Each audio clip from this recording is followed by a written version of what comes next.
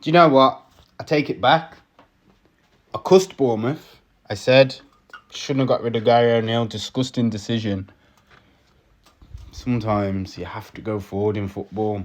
He done a great job. He did do a great job. Bournemouth have announced the appointment of Areola, the Rayo Vallecano manager from last season. He done an amazing job at Vallecano. It'd be the job he done at Vallecano would be like the equivalent of finishing top half in the Prem with Bournemouth. It's the only way I can put it.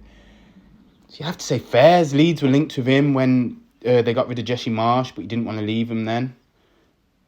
Probably want to see how the season played out as well. You don't want to go to a team when they're already on their way down. No one was keeping Leeds up. I called from January, they were going down. They were on a rut. Couldn't attack or defend. It's asking for disaster. Stayed loyal. Just took a job of a team that can see the potential.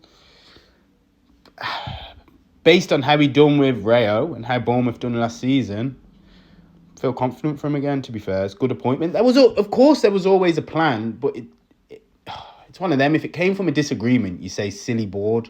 But you know what? When it's just them saying, look, you done well for us, but we want to progress and there's someone we think we could take us to the next level, you have to be ruthless. And he probably is a better manager.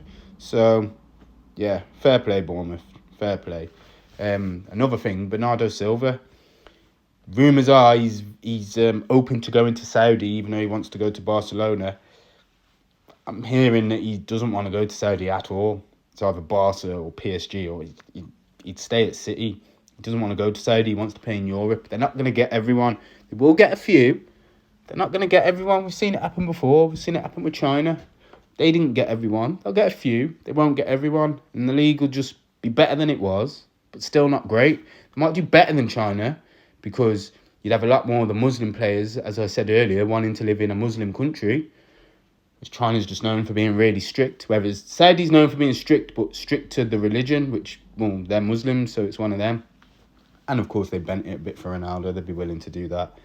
But, yeah, Europe's got the prestige. There's still going to be plenty of players that just want to stay in Europe or come to Europe because of the prestige of the Champions League and the leagues.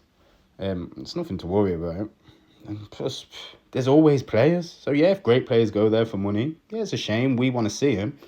Them fans deserve to see him too, and there's still plenty of great players. So I'm sure if Saudi sign a load of players, at the end, if we put a Saudi 11 against a Prem 11, La Liga 11, Serie A 11, Bundesliga 11, these leagues would still probably come out on top because most of them are aging. Might do that when the transfer window's closed to see who they end up with.